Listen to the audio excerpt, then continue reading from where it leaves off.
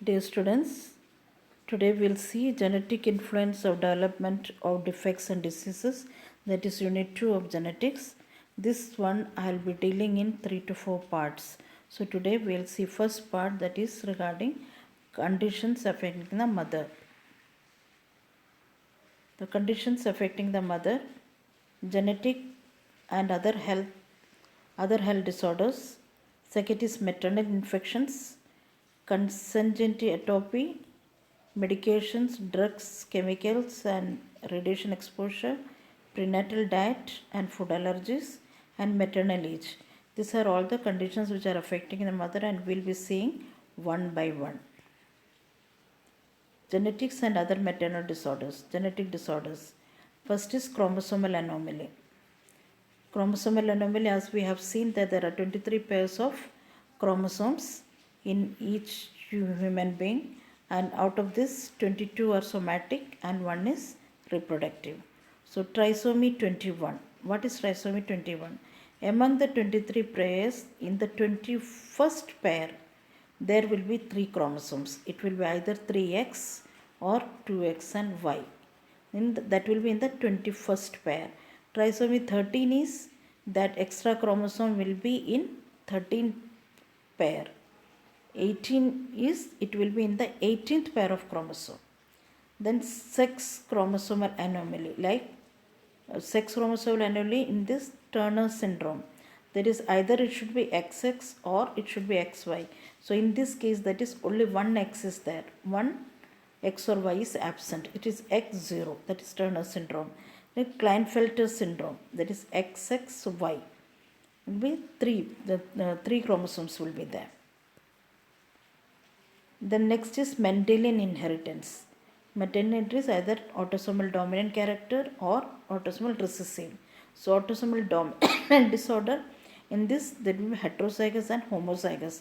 Heterozygous means the different alleles of the chromosomes. It will be in heterozygous, different alleles of the chromosomes will be affected. The genes, they have different, in one chromatid there are many genes. तो each different alleles जो उसमें affect होता है. हेट्रोसाइगस अलग अलग एलेस जो affect होता है, और होमोसाइगस में सेम एलेस की कॉपी सेम एलेस है जो सेम टाइप के एलेस अफेक्ट होता है. Then is autosomal recessive disorder. Recessive disorder means जो आउटसाइडली कैरेक्टरिस्टिक हमको दिख नहीं रहा है, बट वो है पेशेंट में, वो डोमिनेट नहीं कर रहा है कैरेक्टर, तो वो भी क्या रहेगा, होमोसोमस स्टेट में रहेगा, means same एलेस will be affected. Then is multifactorial inheritance. In multifactorial inheritance, the mainly it will be in the mitochondrial, any problem in the mitochondria that is outside the nucleus. In the mitochondria, that will be inherited from the mother. Apart from that, there will be congenital malformations like cleft lip, cleft palate, congenital heart disease will be there. Then other conditions affecting during pregnancy, diabetes mellitus. If the mother is diabetic mellitus is usually a metabolic disorder, and it can lead to maternal and fetal complications, like there can be abortion can happen, preterm labor, infection can happen because our immunity is very low. So उन लोग क्या है कि infection जल्दी catch कर दें. Diabetic retinopathy will be there, eyes उनके affect होते हैं. इसके अलावा बच्चे जो उनको होते हैं, that will be big babies, more than 4 kg babies रहेंगे, और it stands that the babies will be having childhood diabetes, juvenile diabetes भी हो सकते हैं उनको. Then in fetus में क्या क्या problems आ सकता है, that is neural tube defect due to deficiency of folic acid in the mother. Neural tube defect can be there. Then anencephaly, all organs will be there, but हमारा head जो protected है because of the skull के कारण में, head bones के कारण में, उसमें जो head का bones रहता नहीं है, only the skin covering will be there, but there will not be any bones. तो ऐसे बच्चे तो होते हैं, पैदा होते हैं, but they will die off. Then microcephaly, sir छोटा रहता है, this microcephaly. Then heart diseases, kidney malformation, duodenal atresia, duodena सुकड़ा हुआ रहेगा, और that is duodenal atresia. Then epilepsy in pregnancy, बहुतों के कन्वर्शंस आते हैं प्रेगनेंसी में, उससे क्या होगा, ग्रोथ रिटार्डेशन, बच्चों की ग्रोथ छोटी रहेगी. ओलिगोहाइड्रामिनियोस मीन्स अमनियोटिक फ्लूइड कम रहेगा या नहीं रहेगा. तो तो उससे क्या होगा, बच्चा में एमनियोटिक बर्न्स होंगे, क्योंकि बहुत कॉन्सेंट्रेटेड रहेगा, जितना परसेंट है उनको मूव होने कुछ है नहीं, क्योंकि वो क्या फ्लोट करते हैं, मदर्स यूट्रस में वो फ्लोट करते हैं। तो होलीगार्ड फ्लूइड कम होने पे that will cause even inside amniotic Burns होते हैं, तो वो सब चीज़ें आएगा। तो उसको क्या है कि तुम जैसे नारियल पानी हो गया and plenty of fluids with electrolytes in that, वो जब लेते हैं तो इट कैन बी ओवरकम।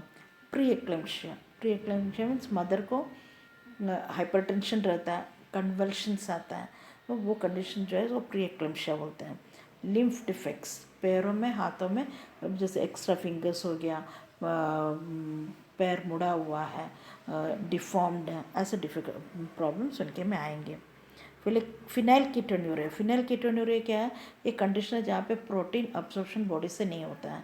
तो उस केस में क्या होता है, मेंटल रिटार्डेशन होता है, माइक्रोकेफेली होता है। And this phenylketonuria can be treated just by planning a diet which has no protein. और उसके अलावा कंजंटल हार्ट डिसीज भी होता है, इंट्रायूटेराइन ग्रोथ रिटार्डेशन भी होता है। देन हाइपोथर्मिया में हाई टेम्परेचर रहेगा, जिसके कारण सेंट्रल नर्वस सिस्टम अफेक्टेड है। तो neurotube defects, facial defects, intrauterine growth retardation, this are different conditions which happens in the mother, other health conditions which happens in the mother. Now other is maternal infection क्या, mother is prone, जैसे mother pregnant है, pregnancy positive आता है, तुरंत doctors उनसे test कराते हैं, torch कराते हैं, HIV का कराते हैं। तो टॉर्च में आता है 5, ये है, that is TORCH T is toxoplasmosis, that is उससे क्या होता है, ग्रोथ डिफिशिएंसी होता है। Then R, that is rubella, उससे मेंटल रिटार्डेशन होता है। साइटोमेगालस वायरस, सी साइटोमेगालस वायरस है। हेपेटोस्प्लिनोमेगाली होता है, hepato means liver, spleno means spleen, तो लिवर स्प्लिन दोनों एनलार्ज रहता है। Then herpes simplex mainly affects the nerve endings, उसे हियरिंग लॉस होता है। इसके अलावा अदर इन्फेक्शन से जो माँ में अफेक्ट करते हैं, that is syphilis, chicken pox, HIV, influenza वगैरह। फिर कंडीशन होता है prenatal nutrition. Most pregnancies are unplanned, supplementation of folic acid before conception and during first trimester can avoid 50 to 70% of neural tube defects. In diabetic mother, women glucose control is very critical in the first 8 to 10 weeks of pregnancy. Then birth defects can be taken care. Usually pregnant diabetic mothers में क्या होता है कि उनको glucose tolerance test हम कराते हैं, ताकि अगर मदर में उससे पता चलता है कि अगर मदर को अगर शुगर हो भी नहीं होगा तो भी उनके पेरेंट्स को था, तो इसमें आएगा कि नहीं, तो क्या है कि शुरू से उसको कंट्रोल में लेके चलेंगे, तो क्या है कि many problems can be avoided. फिर अलावा प्रीनेटल न्यूट्रिशन से क्या, Down syndrome, usually it is a chromosomal anomaly, but studies have shown that कि जो due to imbalance in folate metabolism, folic acid metabolism को डिस्टर्बेंस होने के कारण भी डाउन सिंड्रोम होता है। तो सप्लीमेंटेशन ऑफ फॉलिक एसिड हम देने पे पॉजिटिव रिजल्ट मिलता है। माइट्रल वाल्व प्रोलैप्स, ये ड्यू टू मैग्नीशियम डेफिशिएंसी के कारण है, देखा गया है। तो सप्लीमेंटेशन ऑफ मैग्नीशियम रिड्यूसेस और सिम्टम्स, एलिवेट्स सिम्टम्स। फिर विल्सन डिसीज है people, this is a inherited disease, और ये मेनली होता है कॉपर एक्यूमुलेशन होता है बॉडी में। वो क्यों होता है, ड्यू टू सिंक नहीं होने के कारण। Zinc and magnesium helps in absorption, zinc और मैग्नीशियम बहुत इंपॉर्टेंट है। सिंक नहीं होने के कारण में ये कॉपर एक्यूमुलेशन होता है। तो ये करेक्ट कैसे कर सकते हैं, बाय सप्लीमेंटेशन ऑफ सिंक, जैसे कॉपर लेवल ऑटोमेटिकली डाउन होता है and the disease can be treated. फिर ब्लू स्क्लेरा, ये कनेक्टिव टिश्यू डिसऑर्डर, ये मेनली होता है due to iron deficiency. For a cleft palate and spina bifida, this occurs mainly due to the deficiency of multivitamins and folic acid. For a cerebral palsy, ये occurs due to deficiency of magnesium. तो हम देखें कि कैसे trace elements का role है diet of the mother में, जिससे कि हम बहुत सारे प्रॉब्लम्स को सॉल्व कर सकते हैं। फिर एक माँ को क्या क्या डाइट में लेना चाहिए, कैसे डाइट में, pregnant mother should take 5 portions of fruit and vegetables and consumption of daily products to raise vitamins, iron and calcium, कि मेनली ट्रेस एलिमेंट्स विटामिन्स तुमको वेजिटेबल्स और फ्रूट्स में मिलता है। एंटीऑक्सीडेंट्स भरा रहता है उसमें, तो इस कारण क्या है कि दिस शुड बी एंटीऑक्सीडेंट्स क्या है वो चीज़ है जो हमारे अंदर से टॉक्सिन्स को रिमूव करता है। तो एंटीऑक्सीडेंट्स शुड बी लाइक जो ऑरेंज फ्रूट्स और सिट्रस फ्रूट्स, मेनली पीले कलर के जो फ्रूट्स है इस सब में बहुत रहता है एंटीऑक्सीडेंट्स, वो हमको लेना है। Intake of trace elements, magnesium, zinc, vitamin D, calcium, ये सब का इंटेक बहुत अच्छे से होना चाहिए, नहीं है तो सप्लीमेंटेशन देना है। Women should avoid uncooked meat, fish and eggs. Uncooked बिना पकाए वाला कोई भी खाना नहीं खाना चाहिए। जो सलाड्स वगैरह दूसरी बात है, फ्रूट्स दूसरी बात है, लेकिन स्पेशली नॉन वेज वगैरह बिना अच्छे से कुक किए, क्योंकि उनके अंदर भी बहुत पैरासाइट्स होते हैं और ये पैरासाइट्स क्या हाई टेम्परेचर में कुक होते टाइम वो किल हो जाता है। तो इसलिए क्या है कि बिना कुक किए नहीं लेना है। अनपेस्चराइज मिल्क, बॉईल किया हुआ मिल्क ही लेना है। सॉफ्ट चीज़ नहीं लेना है। Then unwashed fruits and vegetables अच्छे से खाना है, क्योंकि सब में क्या है कि पेस्टिसाइड्स वगैरह डाला जाता है, इसको अच्छे से वॉश करके ही लेना है। Caffeine should be avoided. Caffeine क्या करता है, हमारे नर्वस सिस्टम को डिप्रेस करता है, इसलिए कैफीन को अवॉइड करना है। Vitamin D deficiency, daily morning walk होना चाहिए, क्योंकि मॉर्निंग का जो ऑरेंज कलर जो सनलाइट होता है उसमें भर के कैल्शियम विटामिन डी होता है। Vitamin D is very important for a bond formation, और फीटस जो अंदर में जो हो रहा है उसका बॉन्ड का अच्छे से फॉर्मेशन के लिए vitamin D is very important.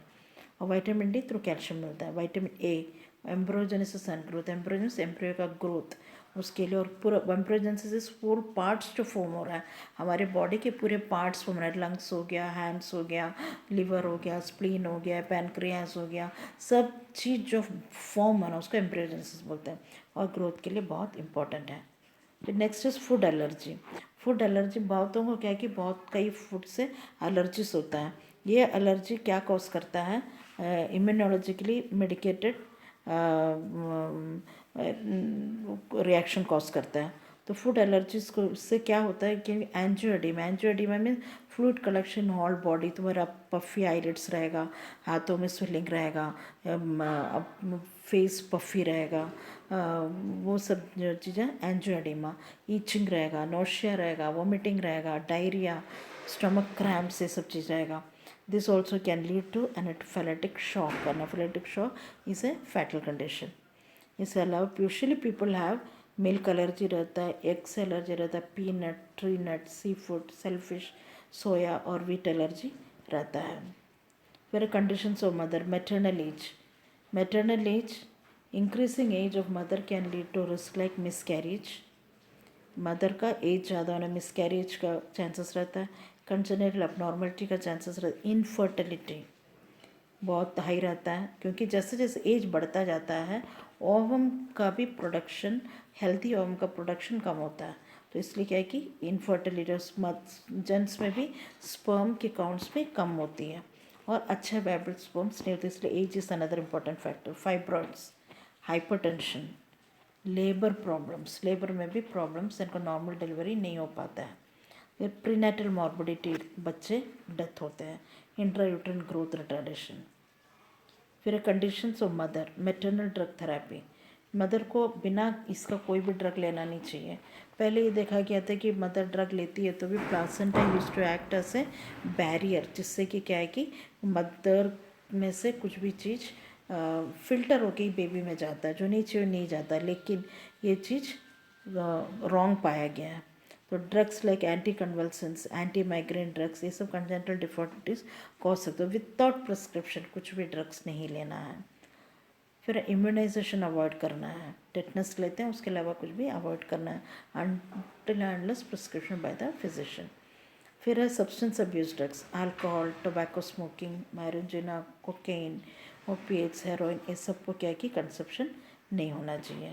Condition of mother, chemical में पेस्टिसाइड्स, केमिकल्स वगैरह इंसेक्ट्स वगैरह को किल करने के लिए, रोडेंट्स को किल करने के लिए डालते हैं, तो इसके कारण क्या है कि उसको अच्छे से धो के खाना चाहिए, उससे दूर रहना चाहिए। रेडिएशन, अगर माँ प्रेग्नेंट है और अर्ली प्रेगनेंसी में और एक्सरे से एक्सपोजर हुई तो चांसेस रहते हैं ऑर्गेनोजेनेसिस इफेक्ट होता है, मतलब बच्चे का बोन्स में डिफॉर्मिटी आता है, न्यूरोट्यूब्स में डिफॉर्मिटी आता है, और there will be congenital deformities. इस रेडिएशन से बिल्कुल भी एक्सपोजर नहीं होना चाहिए।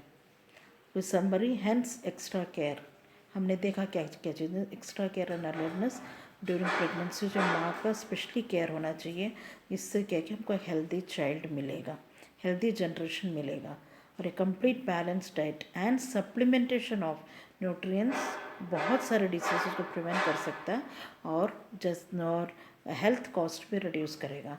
इसलिए हमको एक अच्छा हेल्दी डाइट लेना चाहिए। So this was all about, thank you, all about the first part, that is the conditions affecting the mother. Thank you.